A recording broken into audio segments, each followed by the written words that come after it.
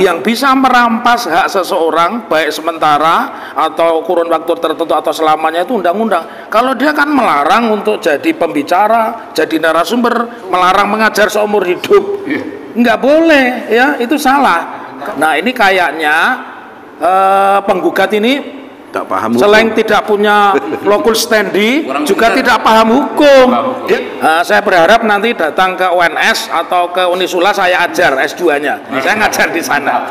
Kalau ada yang pengacara yang tadi nggak ngerti hukum, masih bisa belajar dan harus belajar, dan ada yang mau ngajarin. Siap. Jadi kalau sampai terjadi tanggal 5 putusannya, ya kan, tidak rasional, tidak pro keadilan, tidak objektif, maka kita mempertanyakan integritas, dan pasti ada something, ada sesuatu. Saya yakin hakim tidak akan berani melawan undang-undang yang sudah ada.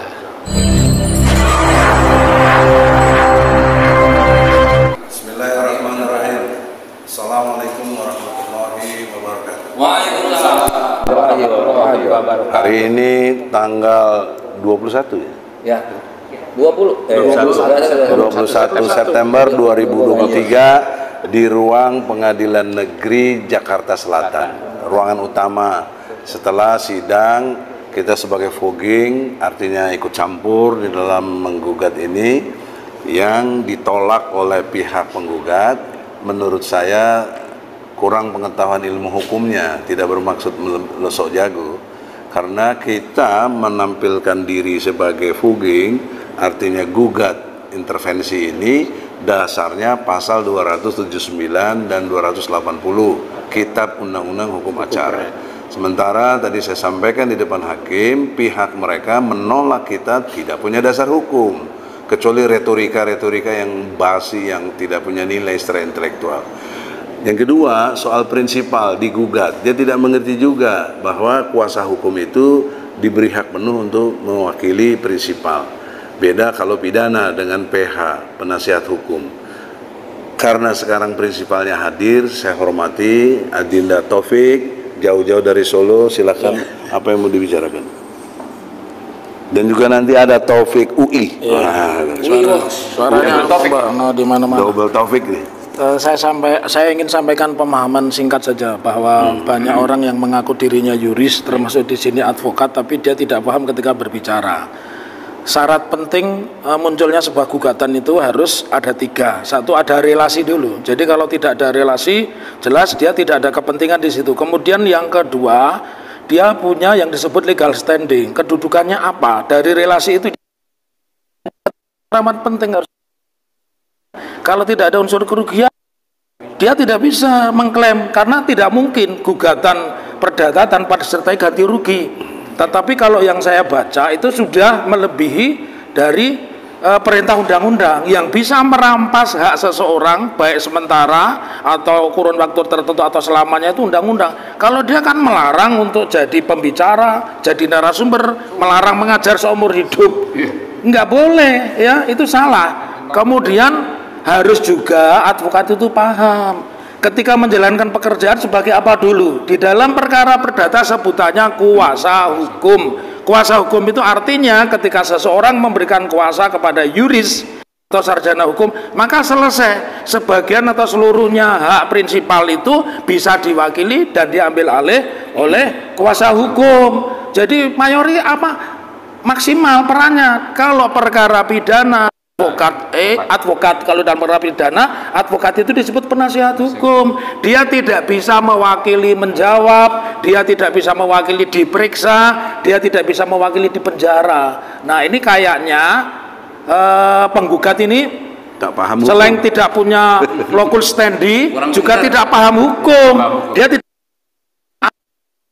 pengacara atau pengacara kuasa hukum. Jadi saya berharap nanti datang ke UNS atau ke Unisula saya ajar S2-nya. Saya ngajar di sana. Begitu pesan dari saya. Sekarang Pak Taufik yang sering saya lihat gambarnya. Saya sampaikan sedikit bahwa Pak Taufik ini dari Kalimantan langsung. Banjarmasin, dari Banjarmasin. Cuma beliau tunda khusus untuk kesini untuk menerangkan para pengacara yang nggak ngerti hukum. Padahal kami udah jelaskan. Malah dia tulis dalam jawaban dia bahwa perlu ini hadir. Jadi beliau datangkan khusus katanya kepada saya untuk memberi ilmu kepada para pengacara penggugat. Dia harusnya pulang, batal tiket semuanya. Beliau terbang ke sini dijemput oleh Pak Azam di bandara. Sahabat kita, sahabat beliau juga sejak membela kasus Bali, bom Bali. Nah, sekarang Pak Bahudin dari UI Watch. Topik juga. Namanya topik juga. Sekarang diskusi. Ya. Ini kan udah menimbulkan keluar uang, walaupun kecil besarnya. Artinya ada kerugian. Akibat dari pengacara penggugat yang tidak paham. Bisa nggak kita bebanin kerugian itu? Bisa nanti. Ya, bisa nanti. Kita minta nanti untuk topping. Nah, untuk topping kita ganti 3 kali dan kerugian yang lain. Ini juga. Ya. Dong kos-kos yang kesini semua. Pak Taufik Bahudin juga mau nyampaikan, beliau ini adalah dari UI Watch. Ini orang penting. Salah satu seorang penggugat untuk ijazah palsu. Kalau Pak Taufik nanti sebagai ahli di sana. Pak Hatta Taliwang kebetulan sedang ke Sumbawa menyampaikan pesan, jadi salam kepada Pak Taufik, dia nggak bisa hadir. Tapi sudah menyerahkan NPWP sebagai WNI dan KTP dan lain-lain. Silakan Pak. Ya. Assalamualaikum warahmatullahi wabarakatuh. Saya Taufik Bahudin ini dari UI Watch. Saya nggak ngerti hukum, bukan kompetensi saya. Tadi sudah dijelaskan. Beda ilmu. Beda ilmu, beda bidang, tahu diri. Saya nggak sama ngomong. komitmennya. Nah, saya ingin menambahkan, kalau ada yang pengacara yang tadi nggak ngerti hukum, masih bisa belajar. Dan harus belajar, dan ada yang mau ngajarin. Tapi yang lebih berbahaya, kalau dia tidak, dan bukan kalau, saya melihat dia tidak memahami yang namanya atau nilai hidup. Psikologis apa kecerdasan? Ini kecerdasan spiritual namanya. Ini nggak ada sekolahnya. Dia bisa belajar kalau dia mau, kalau dia merasa kurang. Ini kalau kualitas nggak ngerti, tapi dia merasa apalagi yang terkait kecerdasan spiritual. Dia nggak ngerti. Kami ini bukan hukum saya, tapi ini secara moral, secara life values, ini berbicara melanggar dari 3 nilai utama UI Watch: veritas, kebenaran, probitas, kejujuran, justisia, keadilan. Kami berangkat dari itu dasarnya. Tinggal masalah hukumnya dicari, dicocokin. Kok bisa lebih pintar sih dari pengacara penggugat tadi? Jadi gimana coba? Jadi kalau itu aja nggak ngerti, saya udah capek. Orang Betawi bilang capek. Capek. Emang gue pikirin. Karena ini nggak bisa belajar, nggak bisa diajarin. Bisa belajar, tapi bisa diajarin. Yang ini masalah hidup kok. Orang benar, yang salah itu kan masalah pilihan. Kalau dia basisnya rasionalitas, transaksional, ujungnya gua dapat apa? Ini bukan ujung gua dapat apa, keyakinan. Saya dari sini keyakinan, teman-teman dari sini kayak keyakinan. Itu aja, terima kasih. Nah, untuk teman-teman yang tadi nggak ngerti itu, kalau mau belajar sama saya gratis gua kasih. Ya, saya spesialisasinya di situ. Terima kasih. Wassalamualaikum warahmatullahi wabarakatuh. Zam, sampaikan. Dijemput nih tadi. Capek dia, subuh-subuh. Jadi, Assalamualaikum. Jadi gini, saya pikir pasal 279 dan pasal fungsinya 28 Sekjen TPUA, jangan lupa. Sekjen TPUA. Dan juga ini penting kita sampaikan. Saya kira hakim sudah harus memahami pasal 279 dan pasal 280 acara perdatanya.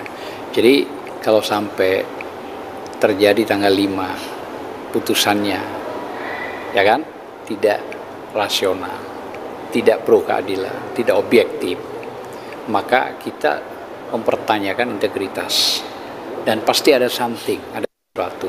Saya yakin hakim tidak akan berani melawan undang-undang yang sudah ada. Itu yang paling penting. Karena kalau dilawan undang-undang, berarti hakim sama aja dengan menggali kuburnya. Saya kira itu aja. Jadi sebelum ke Ketua TPUA, saya mau sampaikan, tadi saya sampaikan kepada majelis hakim bahwa surat kuasa kita sudah didaftarkan. Itu juga permintaan penggugat, heran kita. Tapi ini berhasil hukum. Mana ada dibatalkan pendaftaran gugatan, nggak ada putusan seumur umur Pak, betul Pak? Nah, nanti kerepotan bagi dia sendiri, makanya sebetulnya nggak perlu nanti, kecuali udah diterima baru antara kalah dan tidak atau NO. Permasalahannya kita daftar, mana ada nanti kalau kita ditolak putusan selanjutnya adalah membatalkan surat pendaftaran. Nah, bisa kita tuntut lagi nih, ganti ruginya tinggi tuh, walaupun cuma nilainya pendaftaran murah. Demikian, nah ketua. Ini nyari masalah semua ini. Oke, itu udah selesai pendalamannya. Sekarang kita membahas, insya Allah tanggal 9 Oktober kita diterima gugatannya di Pengadilan Negeri